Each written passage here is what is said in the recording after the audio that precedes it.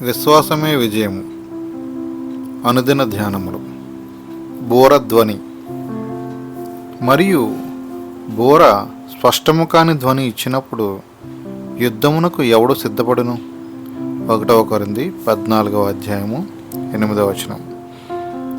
ఉక్కులాంటి వెన్నుముక, కనికరము గల హృదయము, చల్లని మనసు యేసుక్రీస్తు మనకు ఇచ్చాడని ప్రపంచమంతటికీ చాటి చెప్పే సమయము వచ్చింది. క్రియల ద్వారా మన ప్రేమను వివరించే సమయము ఇదే.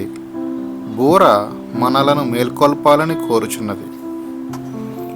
ప్రభువైన యేసు స్వరమును విన్న పరిశుద్ధ యోహాను దానిని గూర్చి ఇలా వ్రాస్తున్నాడు: ప్రభు దినమందు ఆత్మావశుడనై ఉండగా బోరధ్వని వంటి గొప్ప స్వరము నా వెనుక వింటిని. ప్రకటన గ్రంథము 1:10-11. ప్రభువైన యేసుక్రీస్తు స్వరము నీ హృదయంలోనూ మనస్సాక్షిలోనూ మ్రోగినప్పుడు అది ఒక బోర ధ్వని వలె ఉంటుంది. దానిని నీవు నిర్లక్ష్యము చేయలేవు. దేవుని సత్యము బోర వలె ప్రకటింపబడాలి. తాళక బోర ఊదినట్లు ఎలుగెత్తి బిగ్గరగా కేకలు వేయము. వారు చేసిన తిరుగుబాటును నా జనులకు తెలియజేయము. యాకోబు ఇంటి వారికి వారి పాపములను తెలియజేయము. యెషయా గ్రంథము 58:1. అవును, స్పష్టంగాను బిగ్గరగాను ధ్వనించుటకు మనకు బోర అవసరము. మన దేశాలలో హెచ్చరికనిచ్చే బోర కనిపించటలేదు. సంఘటనలు సంభవించడం ఆరంభమైనప్పుడు, సంఘటనలు ప్రకటింపవలసి వచ్చినప్పుడు విచిత్రమైనవి లేదా వ్యర్థమైనవి నీవు వ్రాస్తూ ఉండకూడదు. నాస్తికులు, కమ్యూనిస్టులు వారి నిద్ర నుండి మేల్కొని యేసును పట్టుకొనుట నేను చూశాను. ఆత్మ విషయములను వివేచించవలసిన విషయములకొస్తే అనేక మంది అనుభవజ్ఞానము లేనివారుగానున్నారు.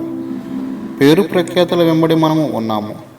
బహుశా కొంచెము స్థానము సంపాదించాలని, ఏదో ఘనత మహిమలు గల స్థానము కావాలని, తరువాత వెంటనే విజయము కావాలని ప్రాకులాడుచున్నాము.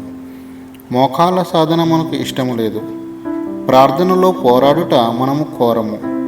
దుఃఖపడుటను మనము కోరము. దేవుని యొద్దకు చేరి ఉజ్జీవాన్ని కలిగించు దుఃఖముతో కూడిన మర్ర మనకు ఇష్టం ఉండదు. మనము హెచ్చరింపబడదాము. దాచబడిన పాపములే శక్తిహీనతకు కారణము.